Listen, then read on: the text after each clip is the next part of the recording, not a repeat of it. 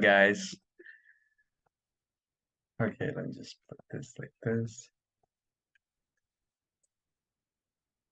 All right. So, hello, transfer scholars, and welcome to a virtual webinar. My name is Rodrigo, and my pronouns are he, him, his, and I am Student Outreach Ambassador for the Transfer Opportunity Program today. So, today I'm joined here by Fabian, the Assistant Director for the Transfer Opportunity Program, and Carolina, who is Assistant Director for the Central Valley region, as well as my fellow SOAs, Chris and Melissa. So for general questions, you can use the Q&A feature, and we'll be using the chat for engagement. And just a quick reminder, please make sure that you don't put any identifiable information or info that will violate the confidentiality policies or FERPA in the chat. If you have any questions regarding your grades, GPA, or eligibility, you should schedule a one-on-one appointment with the Assistant Regional UC representative.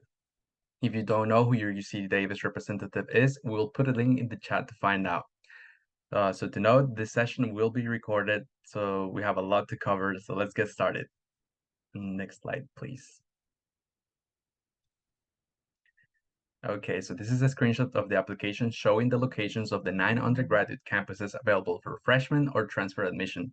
The map will display depending on the resolution on the screen size of the computer or mobile device. So the UC is one of the largest university systems in the world, offering undergraduate and graduate programs on campuses located across the state.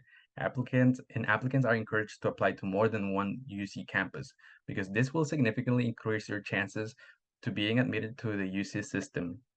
And while you may not receive an offer of admission from the first choice campus, all of our campuses, without exception, provide an outstanding opportunity for you to learn and grow. Some additional notes for references. Campuses with medical centers are UC Davis, UC Irvine, UCLA, UC San Diego, and UC San Francisco. And some campuses with the School of Law are UC Berkeley, UC Davis, UC Irvine, UCLA, and the UC College of Law San Francisco, formerly known as UC Hastings. And next slide, please. So the UC application and admission process is a year-long cycle, and applicants may submit only one application per term. The UC application timeline is shown above. So please note that the UC does not offer early action or early decisions. So starting with August 1st, the UC application opens, and some campuses may accept winter or spring applications for transfers. And the application typically opens on July 1st, and it is due by July 31st. Next, September 1st to the 30th, transfer applicant interested in TAG must submit a TAG application between September 1st to the 30th, and they must also submit a UC application during the filling period. TAG campuses include Davis, Irvine, Merced, Riverside, Santa Barbara, and Santa Cruz. And the other one will be October 1st to November 30. UC students can submit application beginning October 1st, and the deadline remains November 30, and applicants are not considered on a first-come, first-served base. So applicants should take their time on filling out their application thoroughly before submitting it. Next, on December to March 2nd, all students should submit a free application for Federal Student Aid, or FAFSA, or the California Dream Act application, because the majority of students at UC receive financial aid and scholarships, and we'll cover that in more detail later in the presentation. So by January 31st, the transfer students who apply for fall admission will be asked to update their application through the UC Transfer Academic Update, the TAU, process by the end of January, and we'll cover that in more detail later in the presentation. And then in April, the transfer admission decisions are released throughout the month, and campuses do not release decisions on the same day, but will have transfer decisions released by April 30. And on June 1st, this is the deadline for the transfer students to submit the Statement of Intent Register, the SIR, and we'll cover that in more detail later in the presentation. And on July, campuses use the self-reported information to admit students, so UC does not require nor want students to submit any transcript when they apply for admission. Instead, the UC will ask for official transcript only for admitting students who have submitted the SIR by June 1st. And official transcript for all institutions attended are due July 1st, with AP, IB exam results, and other certifications such as the IGETC due by July 15. Next slide, please. So begin preparing for the application now, and don't wait until October or November. Students should research on the campuses now and apply broadly across the system. So learn about the majors offered and all the type of courses needed to earn a UC degree to be fully informed about graduation requirements and plan how long it might take you to graduate. Some majors have different names across the system and may be located in different departments, and some majors are not open every term. So gather materials that will be needed, such as the transcript and academic reports, list of current and planned courses, award and honors, and volunteer program hours, employment hours, etc. And this should focus on what you have done after graduating high school, but think broadly about your life experience outside of community college as well. So include work experiences, family responsibilities, and community activities. Note that the official transcript should not be signed with a UC application, and your UC application will be reviewed using the self-report academic history you have provided. And responses to the personal insight questions are very important. So write these responses early and refer to the UC's online resource for writing tips and a worksheet and a video to help you get started. We'll provide a link to that in the chat. Next slide, please. So students must thoroughly complete all the sections of the application and do so accurately. So this is the student's opportunity to tell the admission staff about the personal details that make each applicant unique. So the academic history must be accurately reported. All enrollment, every college, school, all courses and grades, even especially if a course was repeated.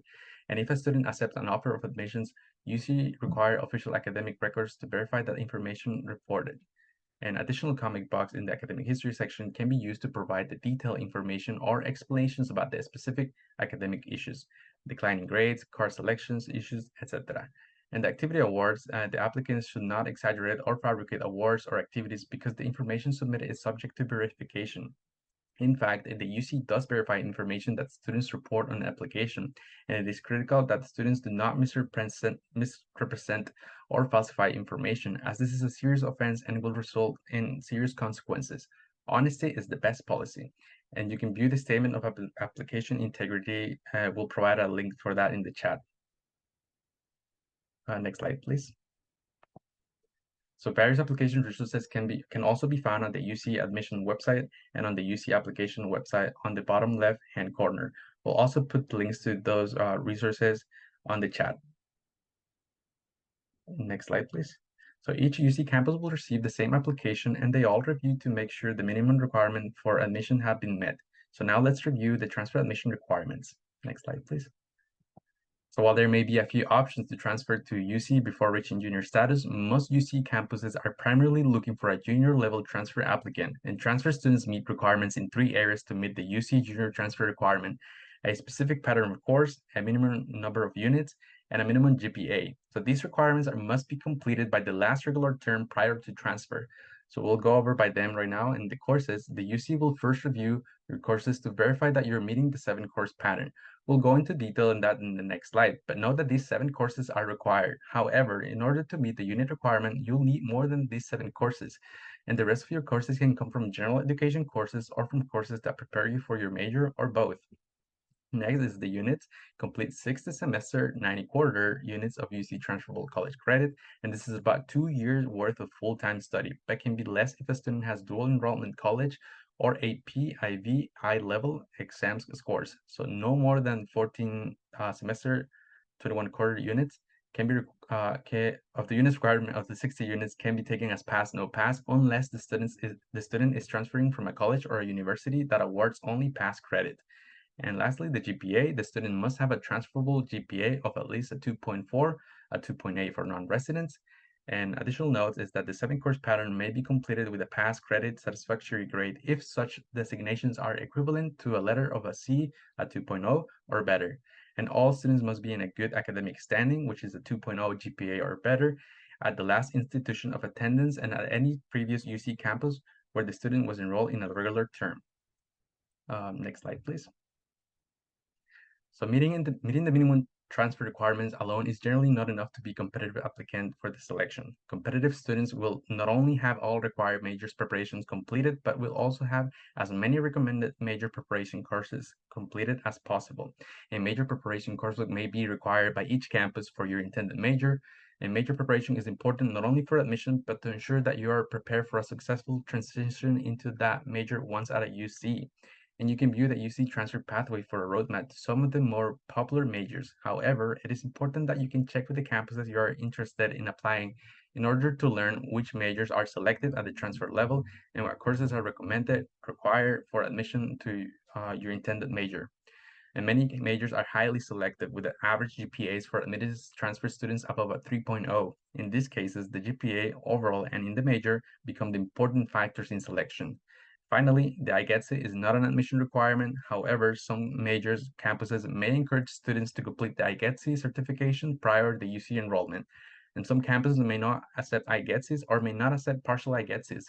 Students should stay in regular contact with the UC campus admission representative for current information on selected majors and how students can be best prepared to be competitive candidates. Campuses use multiple factors when selecting students, and the way in which campus selects students varies, and it is to the student's advantage to include as much information as possible on the application. Admission representatives wants to know about the experiences, accomplishments, and challenge of every applicant. Each campus will complete their own individual review of the application independently of one another, which means that they're going to review the information in the application and select students without asking the other campuses have decided. So for example, Berkeley will not call Los Angeles and ask if they have admitted a certain student. And for more information on transfer requirements, we'll put a link in the chat, and we'll also put another link in the chat for more information on majors and campuses accepting lower division transfer students. And next slide, please. So campuses use multiple factors when selecting students. Here's a visual context. For transfer students, the most important two criteria are completion of a major preparation courses and a strong GPA. Next slide, please. So as with first-year admission, campuses are looking for a well-qualified transfer students who have taken advantage of the educational opportunities presented to them both inside and outside the classroom. It is important to note that this is not a checklist, and students may meet multiple criteria of comprehensive review, but these are considered by campuses within the context of the entire application rather than a rank or a point system. There are comprehensive review factors campuses may use to review transfer students, and these include a range of factors in three major categories: academic accomplishment, co-curricular activities, and additional information. So the faculty-approved comprehensive review factor for transfer include a 7-course pattern, a major preparation, grade point average, participation in honor courses or programs, special talent, achievements and awards, completion of special projects, academic accomplishment in light of life experiences and special circumstances, and allocation of college and year residence, completion of the UC transfer pathway or an associate's degree for transfer. And these factors are intended to help the readers gain a more insight into the academic and personal context of the students and their own environment. For more information on comprehensive review, we'll put links in the chat. And next slide, please. And now I'll pass it into my fellow SOA. Thank you so much, Rodrigo. Hi, my name's Chris, and I'm also a student outreach ambassador, or also known as SOA, and my pronouns are also he, him. So now let's pivot to the application. Some browser recommendations. The UC Online application functions with the following browser versions: Chrome 103 or newer, Edge 103 or newer, Firefox 102 or newer, and Safari 13 or newer. Our application uses JavaScript web page functionality and requires cookies, so please make sure JavaScript and cookies are enabled on your browser. Because it's important to protect the information that you provide, the online application is extremely secure. So secure, in fact, that older browsers are not equipped to handle our level of encryption. So please download one of the browser versions listed above to ensure maximum security. The application is mobile friendly, so you can use your tablets and other devices. After about 20 minutes of inactivity, the system will time out. All descriptions and PIQ responses have character or word counts to show remaining available space. In order not to time out, you will need to click Save and Continue. If you do not, any information you've entered since the last save will be lost. Next slide, please. So creating your account. New users must enter a unique email address and password. Students should use an email they will check after finishing at their current college, preferably not a school email address. Applicants will use this same account if they apply again in the future. If students' families have multiple applicants or has future applicants, different email addresses must be used for each applicant. Passwords must be at least 8 characters and must include a combination of uppercase and lowercase letters, numbers, and symbols or special characters. Create a secret question and answer combination that will be easily remembered. Be sure to keep login information safe. Once Create a New Account is completed, an email confirming the start of your application will be sent. Campuses use email to send critical, time-sensitive correspondence to applicants. So provide an email address that is checked regularly and will be kept until enrolling at a four-year university. Remember to adjust email filters to accept mail from UC addresses.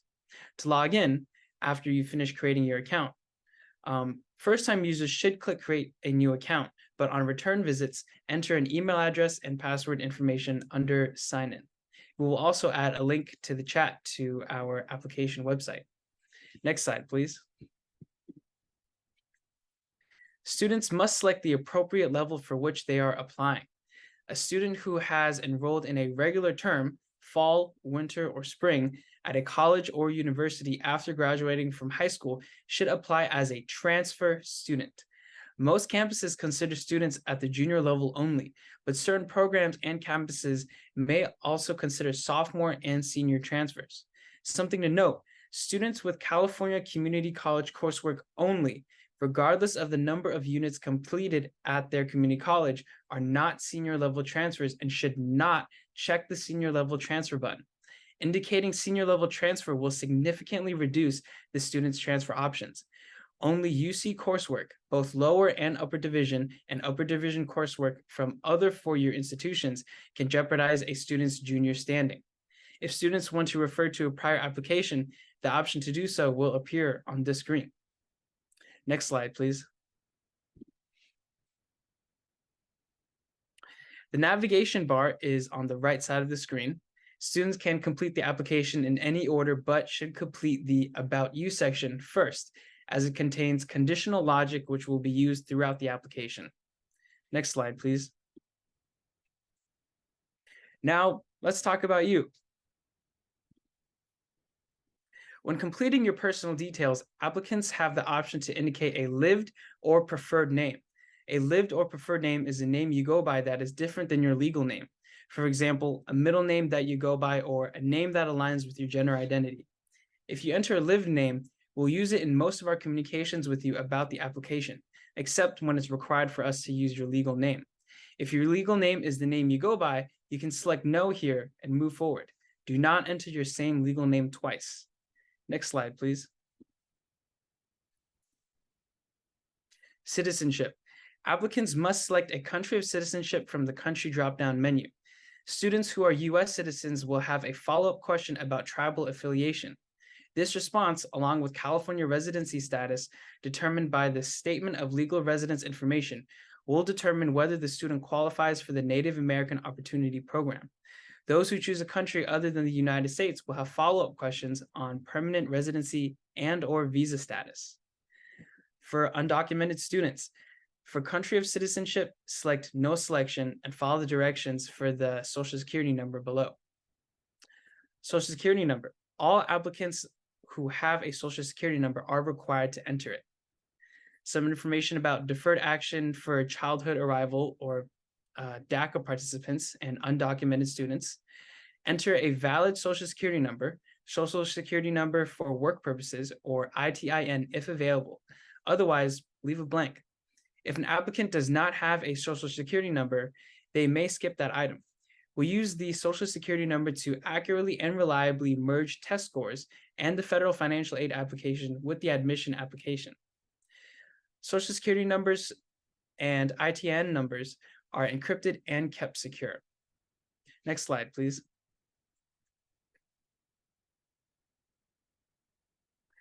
This is the view for students who are under 24 and so are categorized as dependent students. Entering parental information and their relationship to students helps campus admission staff better understand the family context of applicants. You can enter up to 2 parents or guardians. For more information, students can click on the eye icon. This information is not used to determine residency status or eligibility for financial aid. Next slide, please. Family size and income. If a student is over 24, they will not be asked for parental information. This is the view for independent students. For more information, students can click on the eye icon. Again, this information is not used to determine residency status or eligibility for financial aid. Next slide, please. So something that is new for fall 2024, dependent students have the option to submit contact information for their parents. This is optional and will not influence the admission process. Doing so allows the campuses the option to send parents important admission updates and information, though they will not receive information about your application or admission decisions. Next slide, please.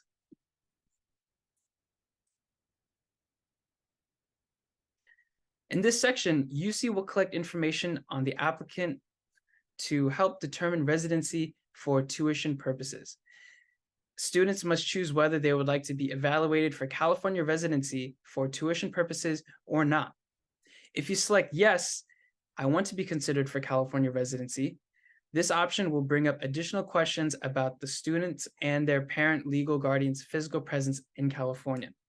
If you select no, I do not want to be evaluated for California residency for tuition purposes, you will need to select a reason why they do not want to be evaluated for California residency.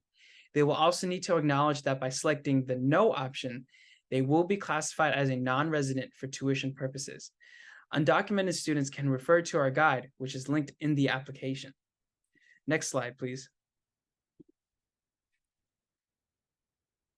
Furthermore, when you select yes, these two additional questions about the students and their parent legal guardian's physical presence in California.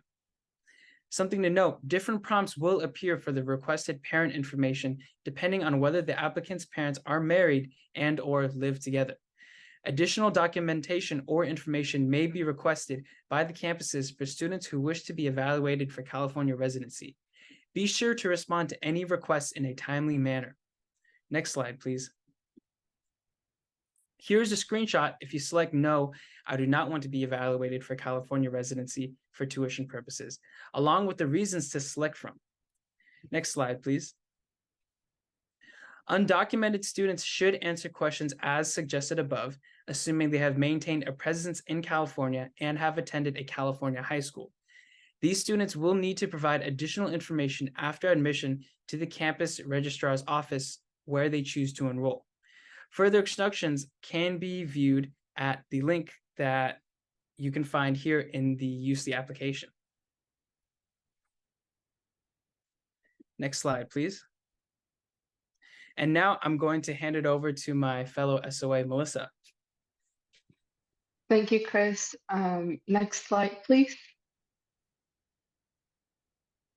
So as a reminder, students only need to submit one UC application, so you can choose to send it to as many of the UC campuses as you would like. There is a fee associated with each campus. If you select, it's like $88 per campus for residents and $95 per campus for international applicants. But a fee waiver is available for eligible students that will waive the application fee for up to 4 campuses. And the eligibility for the fee waiver is determined by family and financial information provided in the UC application.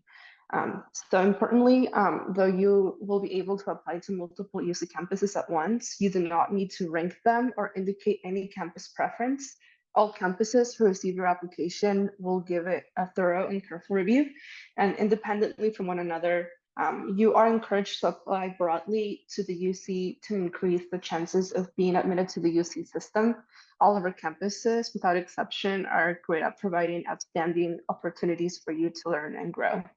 And a quick note, if only a few campuses show as open, this might mean that you indicated either a sophomore or senior level transfer option, or you're applying during a winter or spring term. So you can definitely consider that as deterrent to be able to select certain campuses, but most of y'all will be applying as junior level transfers. Next slide, please. So once you've selected your campus choices, applicants will need to indicate a major selection for each campus. The default view is the college view, which shows you all of the available majors by their college placement. By default, closed majors will not appear unless you choose to select the checkbox that reads Show Closed Majors. And you do not need to select the same or similar major at each UC campus you have selected. However, transfer applicants should be advised that they need to select the appropriate major preparation for their majors that they've selected within the UC application. And this is an important factor in transfer admissions. Next slide, please.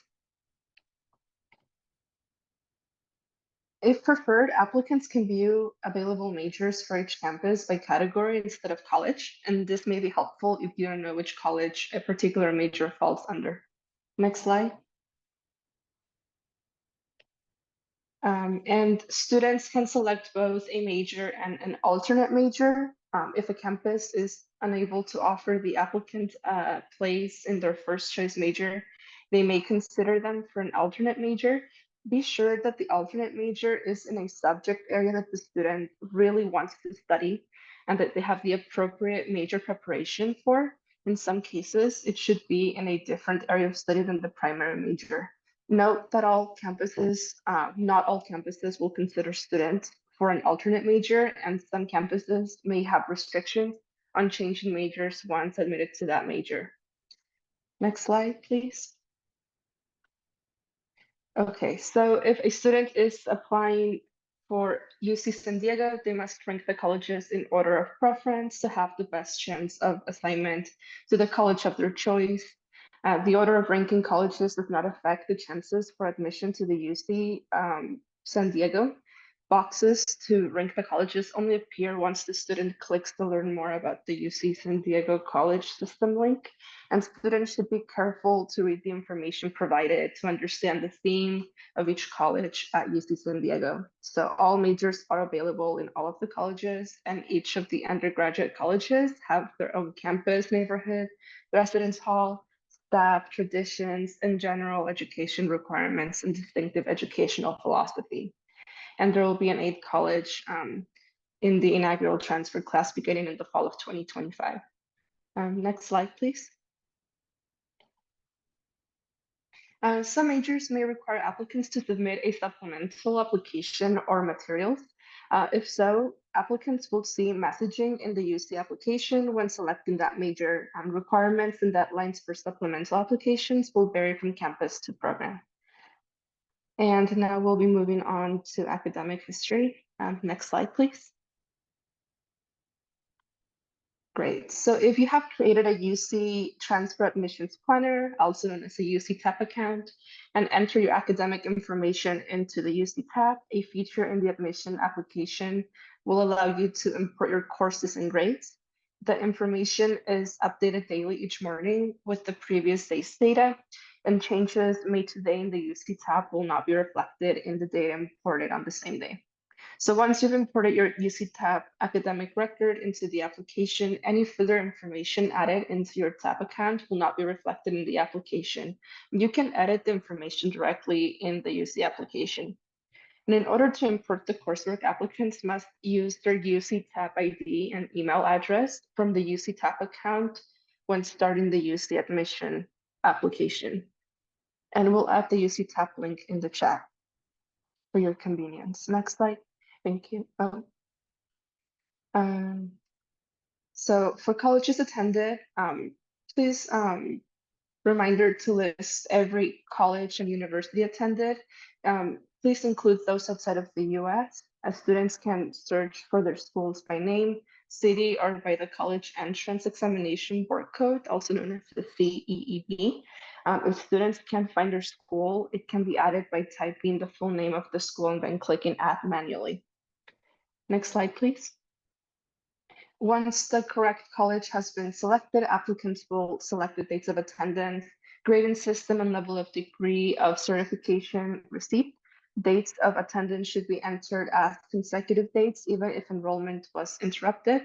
So for example, the first month and year of attendance through the last month and year of attendance, and students earning the associate degree for transfer or the UC transfer pathway associate's degree will provide this information here along with the name of the major. Applicants can also indicate here if the term system has changed.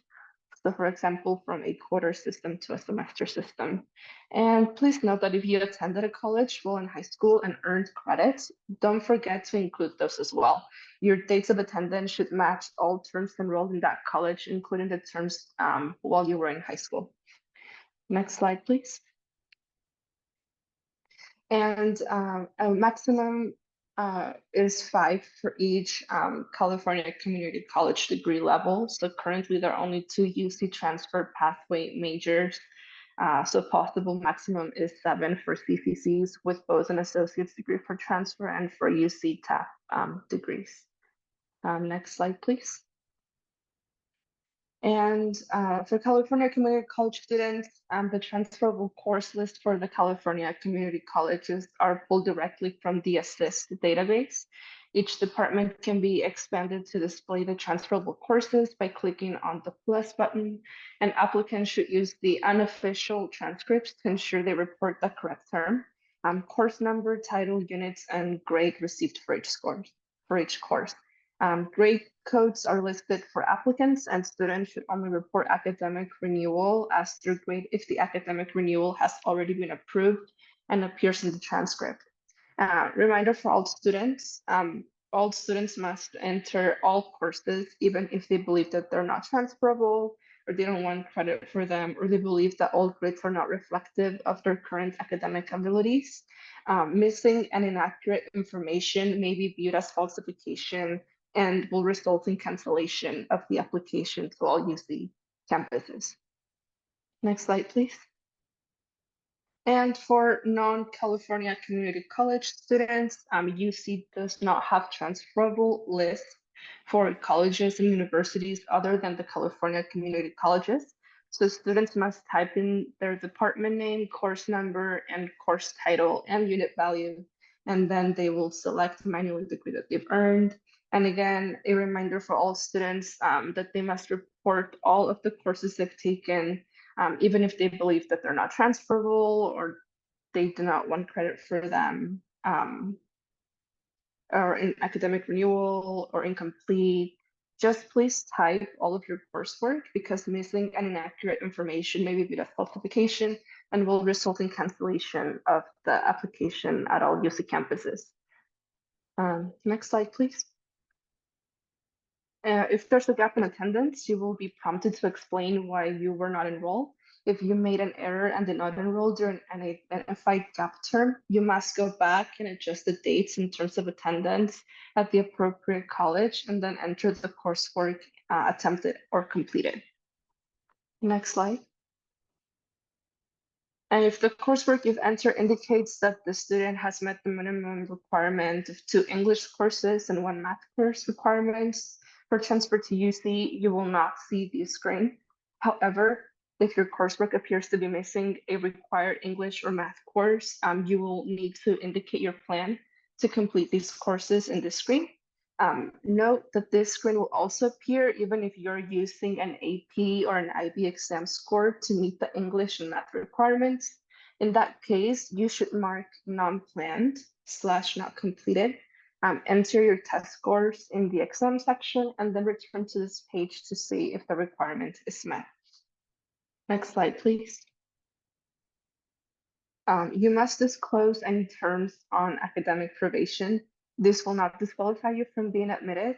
Admission staff look at this section for an explanation of abnormalities in a student's academic records, such as a break in attendance or poor grades in a particular course or year, or for specific information about the school's environment or policies that affect the academic record and availability of classes. There's also another additional comment section later in the application with the PIQs, and this comment box is specifically for academic history comments. Next slide, please. This section is where transfer students will report their AP and IB scores, if they have them, as well as any English language proficiency exam scores. Next slide. So for English proficiency exams, students whose high school or secondary school and/or college or university coursework was not conducted in English, and who do not have a native English speaker They're required to self-report scores from an acceptable English language proficiency test, such as the TOEFL, in their application. Students may use scores from specific sections of the SAT or ACT to satisfy English proficiency in lieu of the acceptable language proficiency tests, such as the International English Language Testing System or the Duolingo English test. And official English proficiency scores are not required unless or until a student is offered admission to the UC. So students will then submit their official test scores directly to the campus where they intend to enroll. Next slide. And with that, I'll pass it again to my colleague, Chris. All right, thank you so much, Melissa. So now let's talk about activities and awards. So there are 5 categories in the activities and awards section of the application. Choose experiences that have meaning, illustrate interests, and/or demonstrate leadership. Students will have 20 spaces to enter their activities. Not all 20 entries have to be from the same category. Students should do their best to categorize activities in a way that makes sense to them. We wanted to allow students the flexibility and choice to enter the activities that best reflect their interests and achievements. Additionally, applicants don't need to have something in each of the categories. Educational preparation programs. Programs include but are not limited to Puente, Mesa, Imoja. A list of common programs appear in a drop-down menu. If a program is not included, manually enter it. Community service. Consistent participation over time may indicate commitment and dedication. Work experience demonstrates time management, responsibility, and perhaps leadership. Honors and awards. Awards which are significant in nature, countywide, statewide, and national, indicate a high level of achievement with significant competition.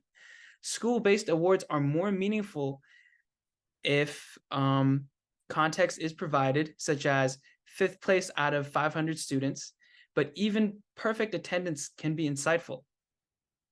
Extracurricular activities.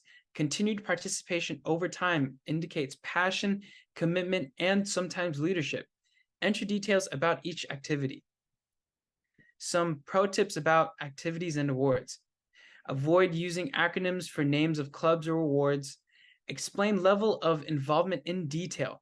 Remember, what's important is what you did, not just what the activity is. Try to avoid listing the same activity in more than one section. Students should not repeat the entries, even if they might fit into more than one category.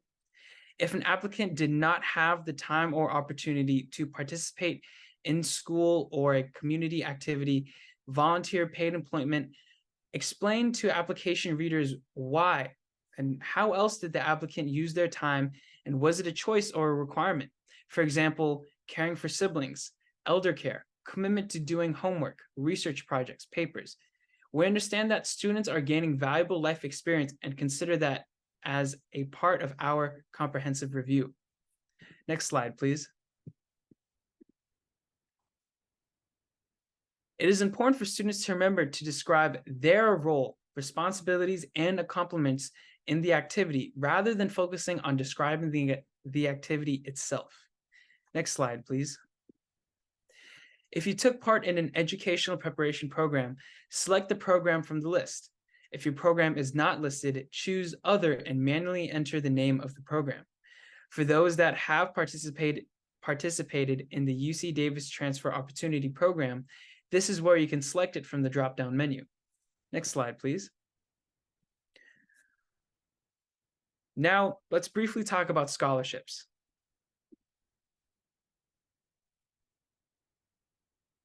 All UC campuses offer scholarships for students who meet specific criteria. There is a category specifically for transfer students, but transfer applicants are not limited to this category. The applicant should review each scholarship choice and select all those that match their characteristics, interests, and background. There is no limit to the amount of scholarships students can select. Research other campus-based scholarships in the link provided at the bottom of the screen. Something to note, not all scholarships listed are available at every campus. Next slide, please. Now, let's talk about personal insight questions, or PIQs. Another opportunity for us to learn more about you is within the PIQs.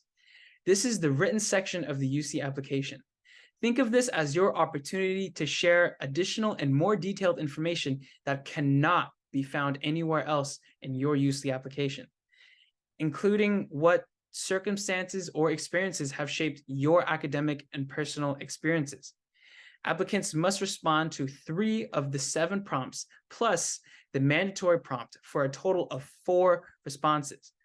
All questions have equal value, so respond to the 3 additional questions that are most relevant to you and your experiences. Keep in mind, these are not essays.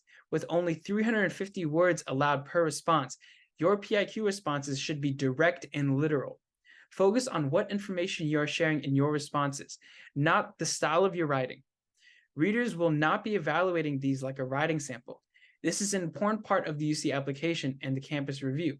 So be sure that you're taking your time and using the available resources to maximize this section.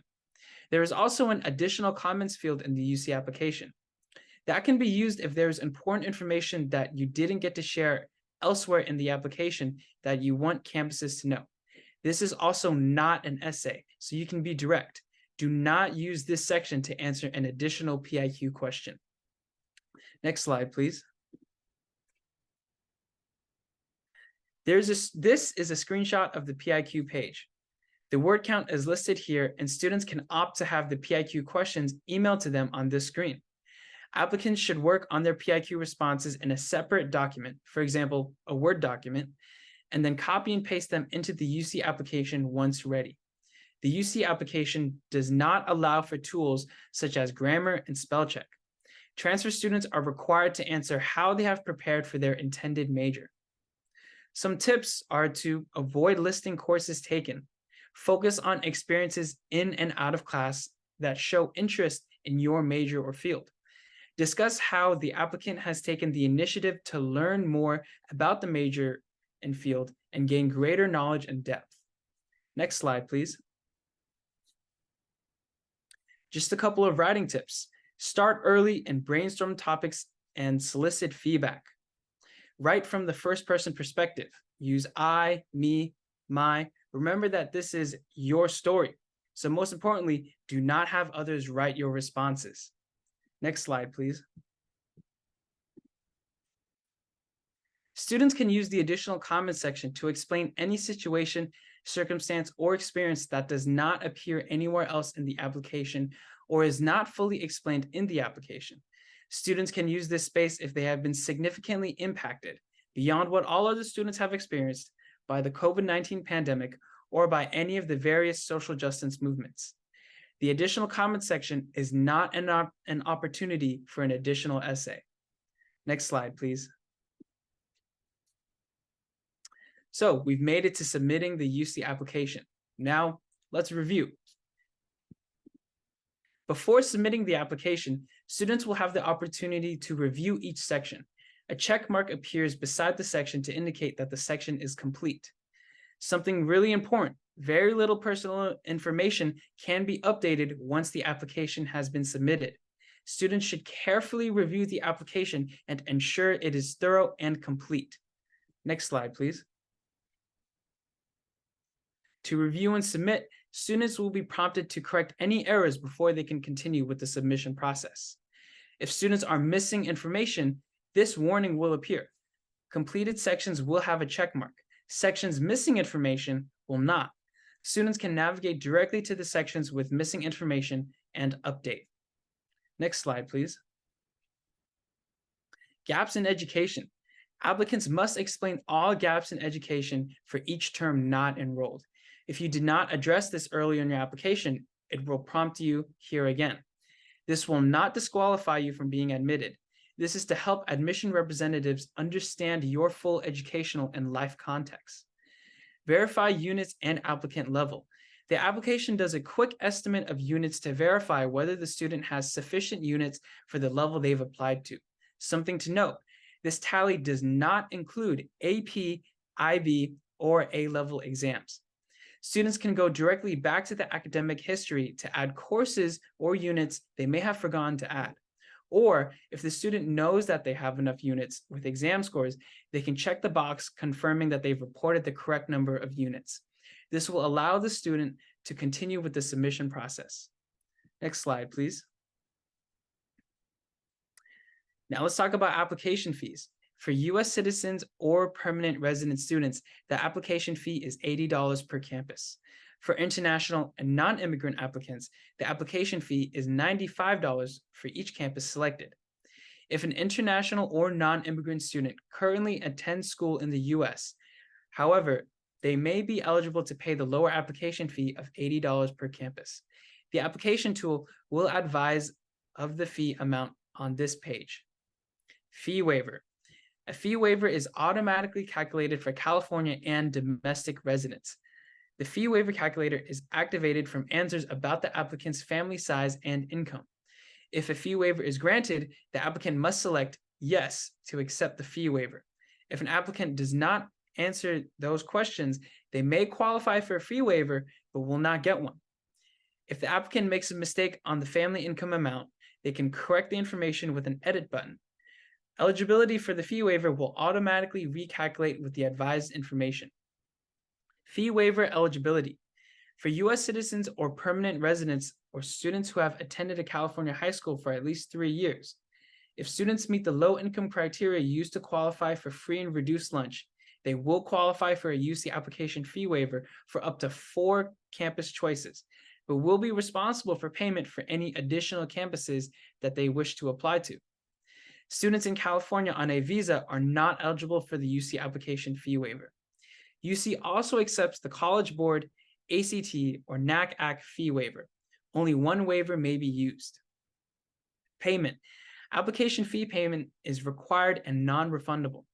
Payment may be submitted by credit card in the application tool or by mailing a check or fee waiver if a student did not qualify for the UC application fee waiver, but meets criteria established by the waiver provider.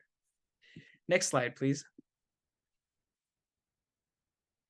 The application cannot be submitted without the applicant's electronic signature and acknowledgement of the statement of integrity.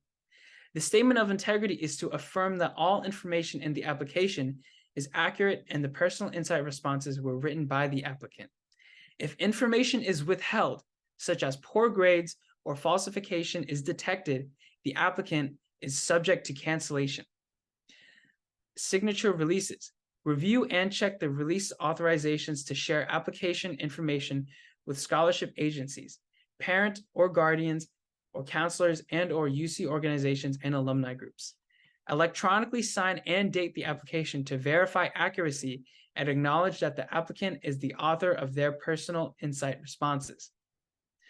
The electronic signature also authorizes the release of official examination scores if submitted to all UC campuses to which the student applied.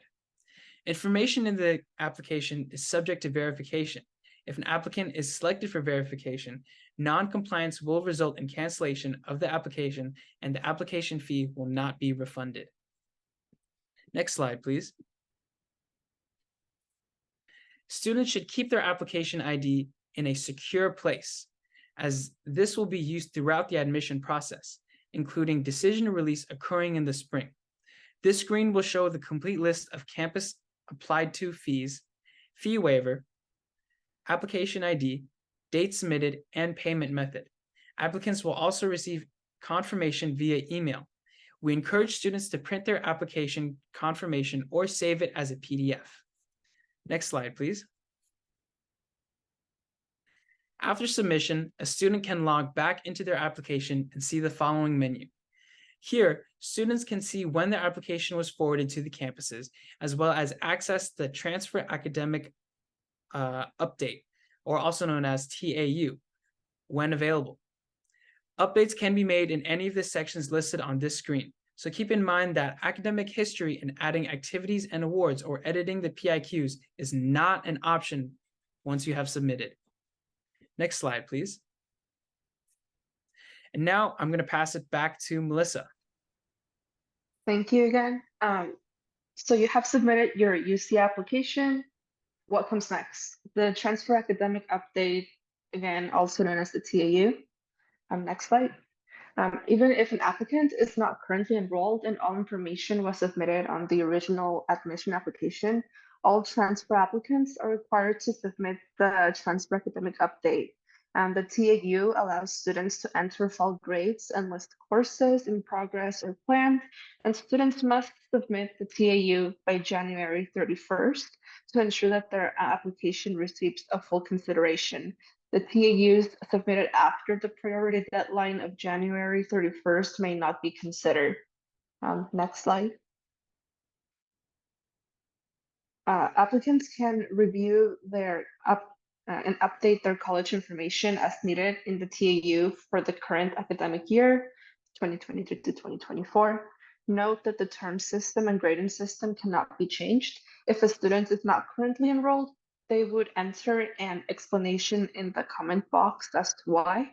If a student is currently enrolled, and they must submit grades for the fall 2023 courses and confirm or update the winter and spring courses. Next slide. This is just another screenshot of what the TAU looks like on the site. Next slide. Students must be in good standing at any prior UC campus they attended, as well as their last school of attendance. Indicating yes for academic probation does not automatically disqualify a student from admission. In order to submit the TAU, applicants must certify that the information reported is complete and accurate. Next slide. This is the confirmation of completion of the TAU.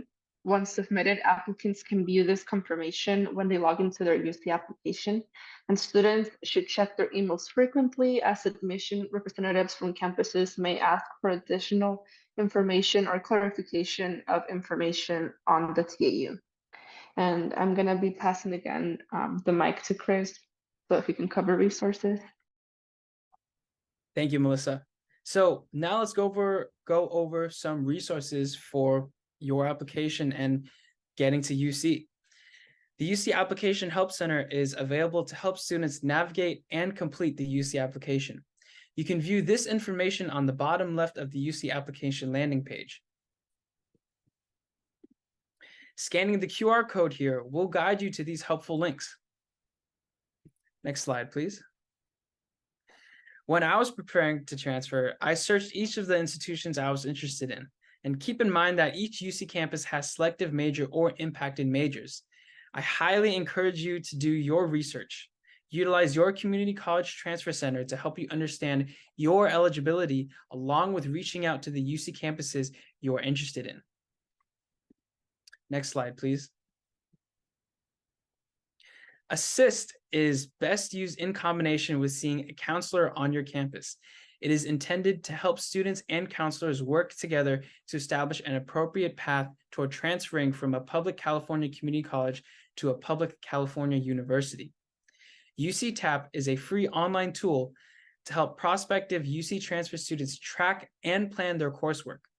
The UC TAP tool is designed for use by students transferring from California community colleges, including those students who are seeking a transfer admission guarantee, or TAG, with one of the 6 participating UC campuses. And I'm sorry, just to define, UC TAP is the UC Transfer Academic Planner. Lastly, these are the different UC admissions links for your review.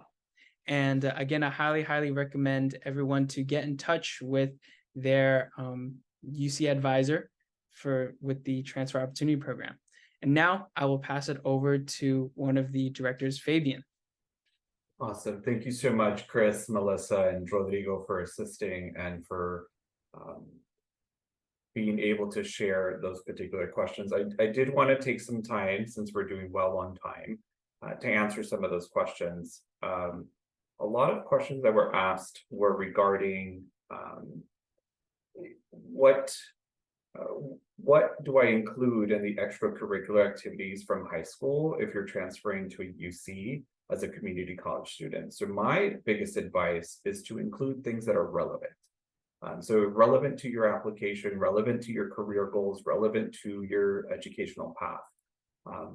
The other question that was submitted for those that registered is if I can ask an admissions advisor to review my personal insight question responses, and the answer is no. It would be a conflict of interest, but we do encourage you out for those of you to reach out to your community colleges and the transfer center folks, the faculty that you've worked with, friends, family, coaches, to really review your responses and kind of fine tune a lot of what you wrote. We also host multiple workshops. So for those of you that are from our top participating colleges, we do have a couple workshops scheduled for the fall. There was a question dropped in the Q&A, but it said, so the Zoom meeting considered as a UC transfer program? So the answer is no. We, the top program, are just hosting it. So should the audience include this under the application of the UC program? So the answer is no. So unless you're part of our top participating colleges, then go ahead and select the transfer opportunity program in the application. The Q&A has been going pretty steadily. There's a lot of questions regarding the personal insight questions. And again, I encourage you to work with your community college counselors and transfer center, tutoring center to help guide you to answering those particular questions.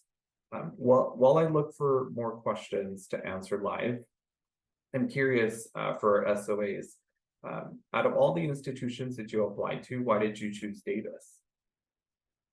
Do you want to go first, Chris? Yeah, I'd love to.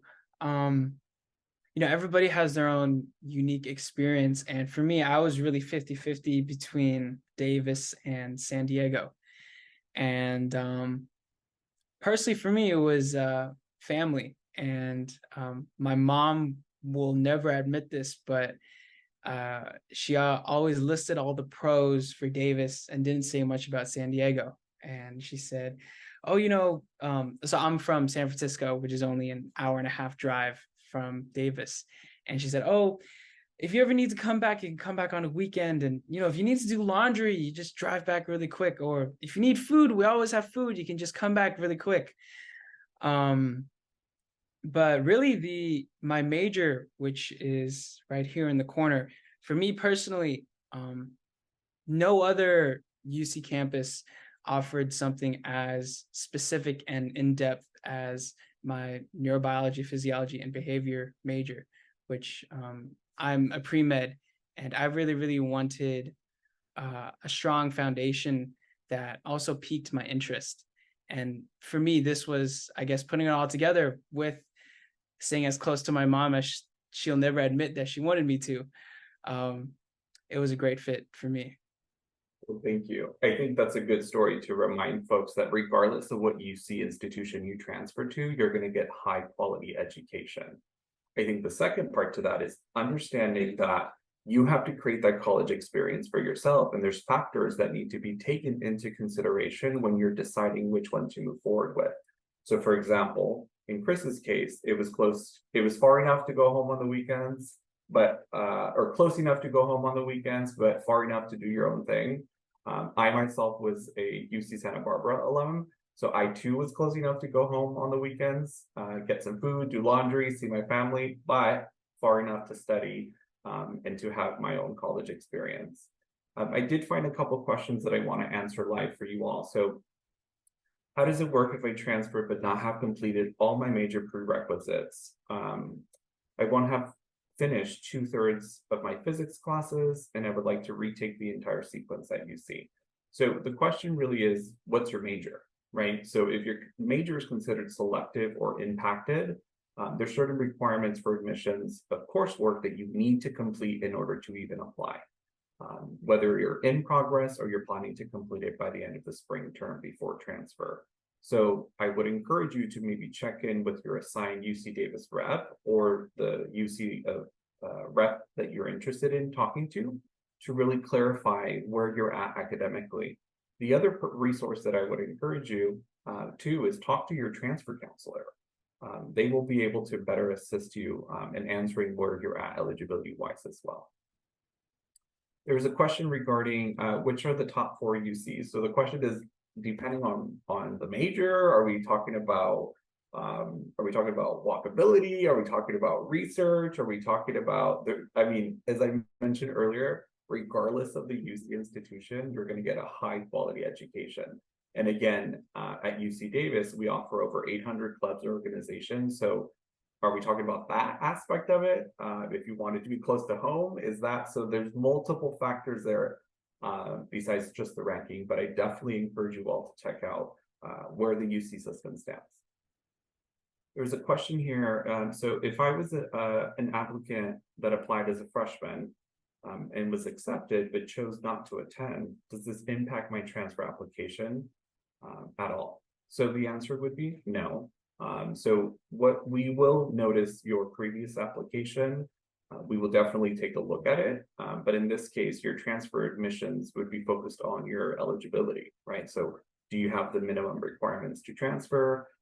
Do you have selective major? If you have a selective major or impacted major, have you completed those prerequisites? Where you're at GPA wise. For UC Davis, transfer admissions is pretty black and white. Do you have the grades? Do you have the GPA? Let me go through this. So there's a question that says, well, SAT and ACT scores are not required. If I have scores, should I submit them regardless? And the answer is yes. So you could still submit your scores of your SAT and ACT scores, but we will not use them to determine admissions. That is also the case if you've earned AP credit or maybe with a 1 or a 2. We still need to know all of those that information so we can move forward with our full review. Let me take this back to our SOAs. So did anybody want to add, maybe Melissa or Rodrigo, all the institutions that you apply to? Why did you choose to move forward with UC Davis? I can also answer that question. I relate a lot to Chris in the sense that family had a very, very big impact as to why I transferred here. I'm from the Central Valley, I'm from Stockton, so I applied to both Merced and to UC Davis, which are like fully distanced apart. Just one is like going north, one is south. They're both great research schools, which is an interest of mine, but ultimately I think Davis provided me with a lot more support services, as well as financial aid that Merced didn't. And I feel like that can vary depending on the applicant, but it's definitely one of the things to consider as you apply to the four-year institutions. And there's like a lot of factors that ultimately Davis was the best school to do that for me. How about you? It's true, right? So making the transfer decision is for some of us, it's a family affair. So whether it's your chosen family or just your blood related family, it's a decision that for some of us, it's a group decision. Also financially, right? So I'm glad to hear that, Melissa, that that UC Davis was able to support you along the way. There was a question that I wanted to answer live. Let me see where it got. Okay, so I'm on target to complete all required courses for the ADT, the associate's degree for transfer. What happens if I end up missing one required course due to the course not being available? So the answer is you'll go ahead and if the course is not being offered at your institution will notify the UCs of that the course is not being offered. So we won't hold you to it in regards from an admissions standpoint. We will waive that for admissions for UC Davis sakes. But eventually, if that course is required for that ADT, then I would encourage you to maybe check in with your community college counselor if there's another option to choose from. Again, you do not need an associate's degree to transfer, or you do not need to complete the IGETSI pattern to transfer to UC. Let's see here. Stephanie said, I heard that UC Davis is a great walkable city. So what does it mean when you compare it to other UCs? So as I mentioned earlier, so regardless of the institution, a UC institution, you're going to get high quality education. So the second part to that is the factor of fit, right? So do I see myself here? Do I have the support system here? Do they have, so for example, for me, it was like, how close am I to home? You know, can I commute? Is there an international airport? Can I take the bus? Can I, you know, because I didn't have a car back then. So there's a lot of factors to take into consideration. And being a walkable city is extremely convenient because you could bike around anywhere. And our public transportation here at Davis is absolutely amazing. I did one of the SOAs want to add to that. I see a couple head nods. I can add my part of that. I I do walk to all my classes, and it's really nice. I also walk to Davis downtown, and it's really nice. And I've just recently started using the public transit. I usually commute to school, so I don't really have to, but I've always wanted to because I've heard that they're like really nice and clean. And I was like in my to-do list of things to do in Davis, so I used it. And it's really nice actually, especially because the weather it gets hot, like really hot sometimes. Getting into public transportation and having AC inside, it's really nice. I like that, and I've heard that there's Wi-Fi in them too. I just really couldn't test that because I was just testing it for a little bit, but yeah, walkable, really nice. Public transportation, it's really nice. And we have some really good places to eat. So just throwing that out there. So if you ever come to visit, all three of you had head nods. So if you ever get the chance to visit the UC campuses that you're interested in, I encourage you not to only check out the facilities and the places you're going to live and the dorm options and all of those pieces, but check out that surrounding area because that's where you're going to be studying, walking through, you know, picking up friends, seeing people. So just being mindful of the environment that you're also aiming to apply to. There's a question I want to answer live, which is for those applying for TAG, will the PIQs and activities be considered the same way as other applicants? So in the TAG application, we don't ask for personal insight questions. The TAG application is just all of your self-reported information. So it's not something that you need to worry about right now. You will add the personal insight question responses in the UC application. So we have some time. Again, the UC application opens October 1st and it closes on November 30th. My biggest advice is do not wait to try to submit things the very last minute. Just because we have seen the system sometimes get very overwhelmed. So I encourage you to submit those things early. Let's see here. I meet the minimum requirements for transfer, but not the major specific requirements. Would I apply as a freshman or must I apply under a different major at the transfer level? So I'm assuming that you're not meeting the requirements. So if the answer is if you're not meeting the selective major requirements, then there's a couple options. One, wait to apply when you do finish those requirements. Two, apply for a different major under a different major. Three, apply to other institutions that you do meet the majors at. So that conversation, I would probably encourage you to follow up with your community college counselor so you could explore your options and decide how to best move forward.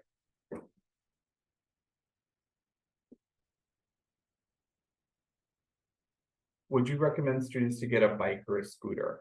I will ask for SOAs. What do you suggest? I'll start with this. I think you know, just like with choosing which UC is the right for you, I think it really comes down to what's right for you. So I actually started off with I bought a bike when I got here to Davis, and I biked for maybe the first like month, and then I ditched the bike, and now just like Rodrigo, I walk. And Rodrigo, I want to hear if you empathize with this, that like we have a beautiful campus and the weather here is nice most of the time. Sometimes it gets really hot. But most of the time it's nice. And you know, you get out of a 2-hour long lecture and sometimes you just want to walk, you just want to move your feet and just take in the campus, take in the trees, take in the sun. but that's my preference. I like to slow it down a little bit and walk from class to class. Some others that I know are really go, go, go. They want to hop on their bike, hop on their scooter, and get out of there. But yeah, at the end of the day, it's what do you want? Do you want to get from point A to point B like that, or do you want to take it slow and walk across campus? Yeah. I want to add to that a little bit. I'll Go for just say like, because just as Chris, I also started with the bike just because I wanted to get into that bike culture at Davis.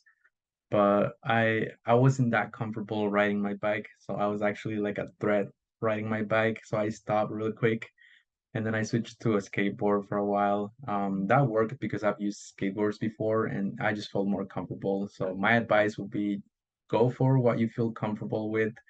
Um, and and yeah, and now I'm just walking because I don't feel like I need to go to my classes. Like I'm not a go-go person, like I said. I also like taking my time. And then sometimes it also helps because you are sitting in classrooms for a while. And, and that would be my advice. And remember those rainy days, right? So just don't forget to keep an umbrella close by and check the weather before you head to campus. There's another question that I want to answer at live. We have about 20 minutes left, so feel free to keep using the Q&A feature to ask your questions. I'll be using the chat feature to drop links in the chat in a little bit. So is it possible to be rejected through regular admissions application but get my tag accepted? Or if I'm but get accepted through tag? So the answer is yes. So you could submit a tag application and we approve it, let's say for Davis, and in the UC application, one, you don't submit it. There's nothing to tie the tag application to, and I've seen that mistake being made where students forget or just assume that the one application, the tag application, is your UC application, and it's not. You need to submit both. Another way that this issue might happen is, let's say we approve your tag, and then at the end of the fall semester, you end up earning substandard grades. So we will reevaluate our offer once those decisions are made. So again, there's a whole bunch of what if scenarios. I would encourage you to just focus on one: going to tutoring, going to office hours, creating a study group, and really just meeting to make sure that you're keeping your end of the contract for tag. Second is reviewing the transfer application line.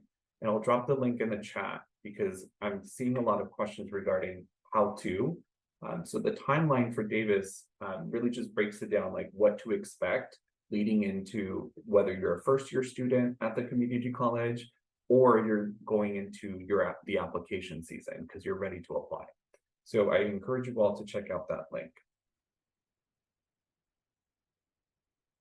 Can we view major requirements? Where can we view major requirements as an out-of-state student? So there are a couple ways. So one would be the list of majors. So you could look at those requirements and let me drop that in the chat for you, Alina. You could view those requirements and kind of see where you're at, but ultimately, let me pull this up. The UC system does not have a pre-approval or formal agreement with for transferable courses of the California, only with the California Community College system. So to get an idea if it's likely to transfer, it's best to submit an application, whether it's a tag application or a UC application, so that a formal evaluation takes place. So let me just re-emphasize this. Okay. Should include, there's a couple conversations about family size, so I'll let the folks kind of answer those live.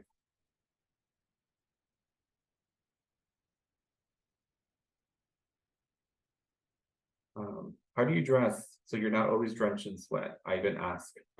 Check the weather. I think that's my biggest advice. So regardless of where you go, just be mindful that there is seasonal change, and then there's like microclimates. Being in a predominantly in a water delta, sometimes it gets a little muggy, and sometimes it's really cold and foggy. So again, I always encourage students, just keep a sweater close by. You never know, maybe the air conditioning is super cold in that classroom that day. Anybody else want to add?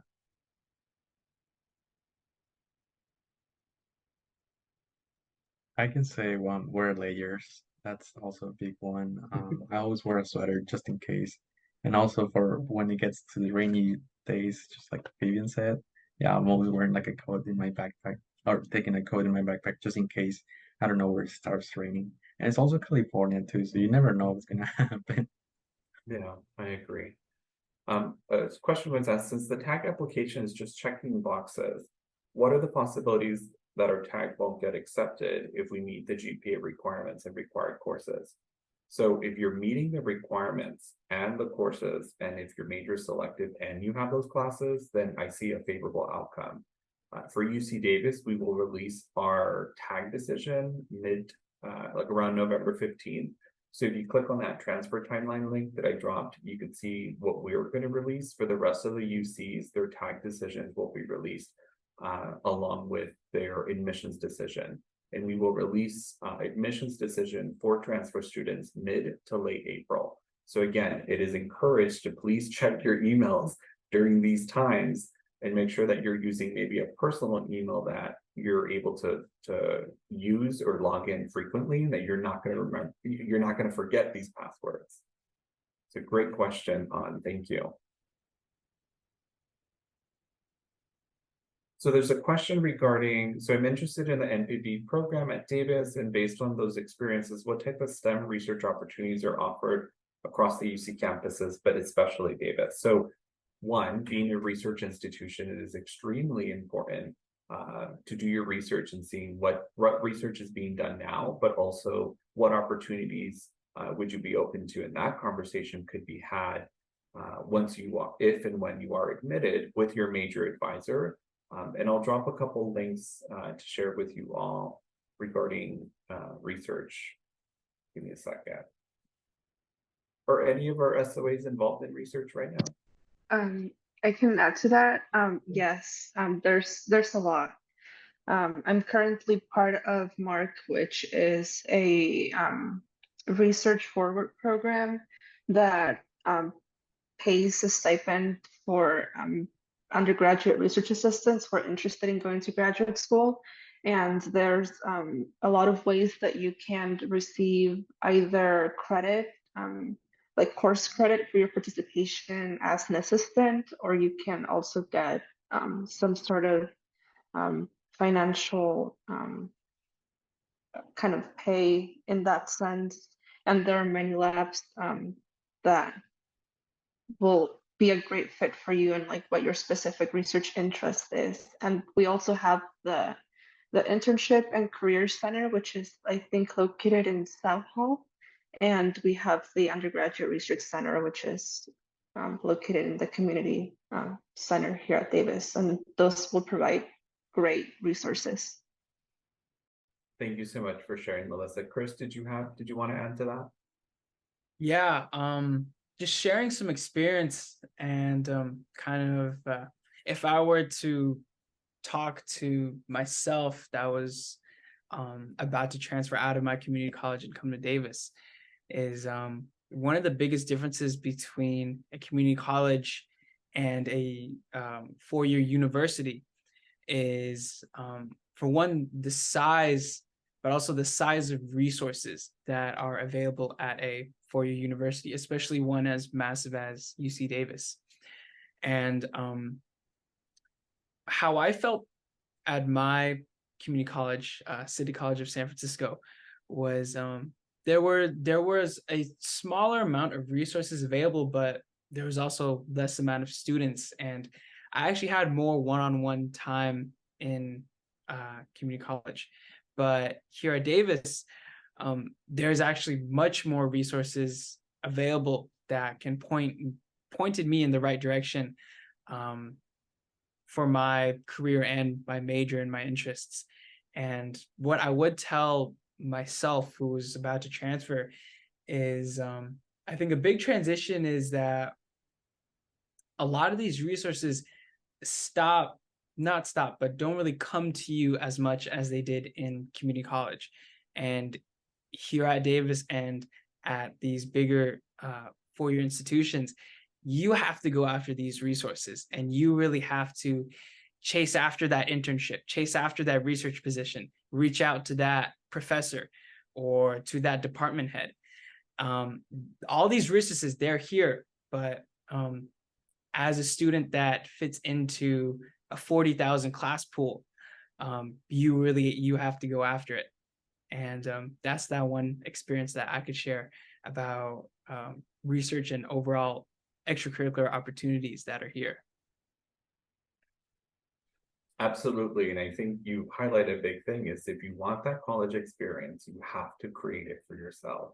And as a transfer student, if you have the luxury to maybe know a couple people, great.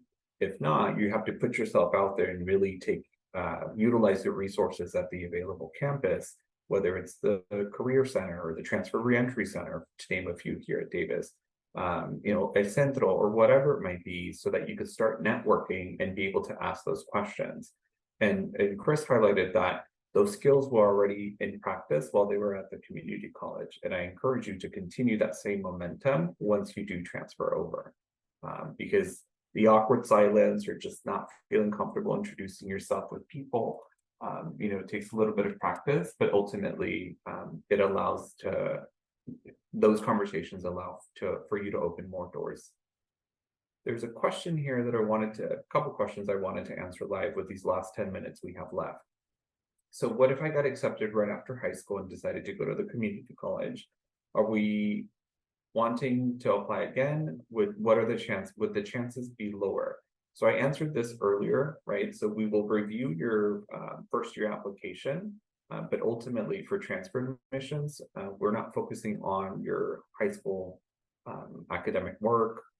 We're not reviewing for first year requirements. We're reviewing for transfer. So it's extremely important to make sure that you're selecting junior level transfer in the UC application so that you're pooled with the right pool. You're pooled in the same in the appropriate group of students. Okay. Speaking of first year, it says, can I reuse an old essay as a freshman for my PIQs? And the answer, I would lean towards no, because you don't want to get flagged for plagiarizing yourself. Or there's maybe an example that you use that you elaborated in. So my rule of thumb is look at it through fresh eyes, use a different example. Feel free to include some of that information, right? But just be mindful that the system might mark it as plagiarized, and we may ask questions. Okay. So for transfer from a community colleges, do UCs consider applicant high school transcripts, or will they just focus on community college transcripts? So Joanne, we would just focus on as a transfer student, a junior level transfer, we will be focusing on just your community college transcripts. Okay, your your lower division college level work. There's a question, what's a good amount of time to have between classes and to get them on time without having to run across campus? That's the $1 million question, Stephanie. It depends on what's being offered. Do you need the class? Is it an elective? So if and when you are admitted to the UC, you're most likely going to be assigned a date and time to meet with your assigned major counselor.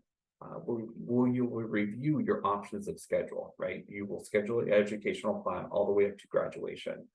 The same thing that you're doing now with your community college counselor. For those of you that either checked in to create an educational plan, and this is a good reminder, if you haven't done so, to maybe check in with them and schedule those appointments before the spring semester opens up for you to start registering for classes. Okay. So again, please use the Q&A to drop your questions. I'm using the chat. I'm not answering questions from the chat. I am just dropping links in there. Okay.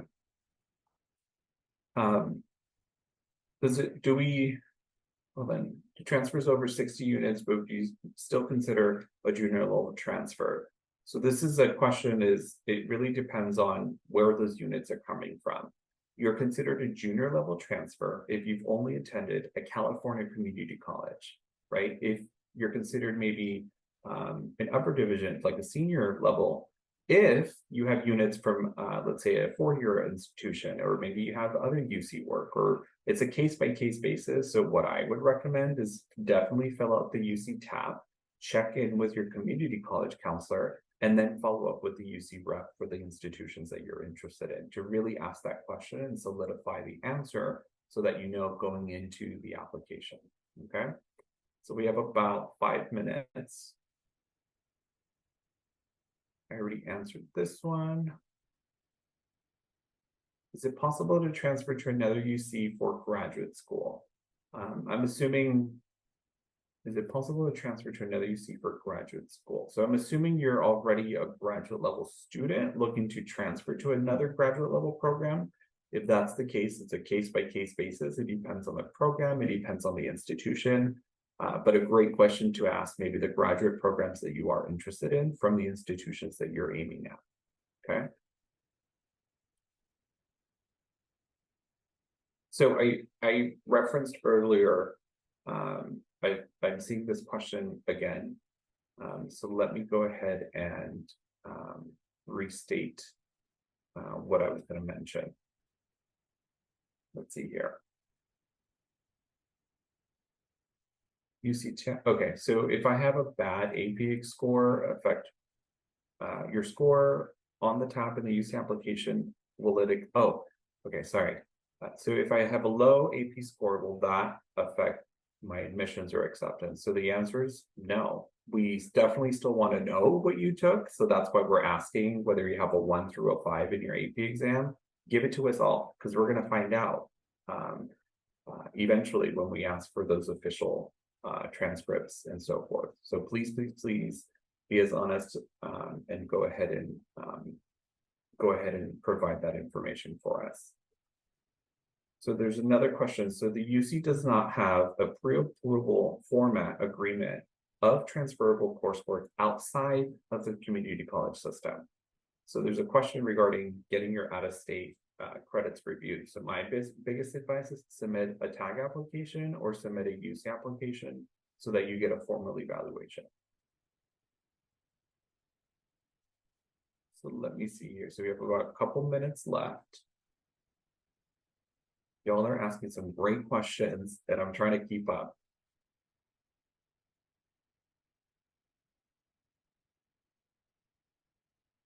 So there's a question for the required transfer question for the UC application. What if we have not done a lot of outside activities to show that we are capable of the upper division coursework? Again, if you have that experience, share it, right? Share it to the best of your ability. What if the students may focus solely on school and succeeding in their courses? What should they talk about? I will leave that up to you, right? So selecting the personal insight question that really resonates with you and your experience and kind of sharing about that.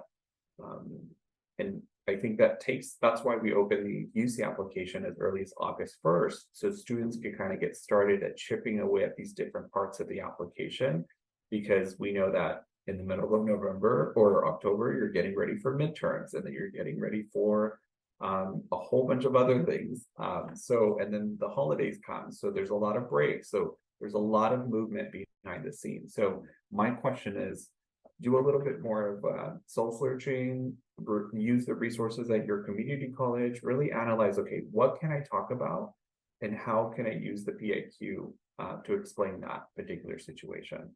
My biggest advice with the PIQs is don't list everything. Don't add courses that you took. That's not necessary. Focus on one solid example and really just provide context, okay? Let's see here. So is the transfer out of state tuition more expensive in state than in state? And if so, are there any programs or scholarships to help with out of state tuition? So the answer is yes. It is a little bit more for out of state students. My recommendation is to start applying for scholarships. So there's a couple websites that you could utilize. What I would recommend is look at your community college's scholarship or financial aid webpage, Sometimes they list them as like outside scholarships, or sometimes they list them as external scholarships. There's a whole bunch of links out there, but I would encourage you to maybe go through the ones that have been vetted out already by your community college, so you could share.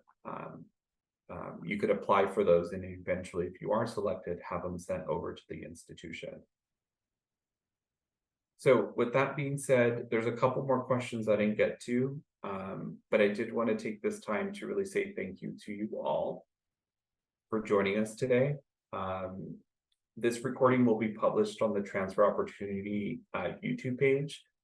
For those of you that are interested to learn a little bit more about UC Davis, I encourage you to visit us there.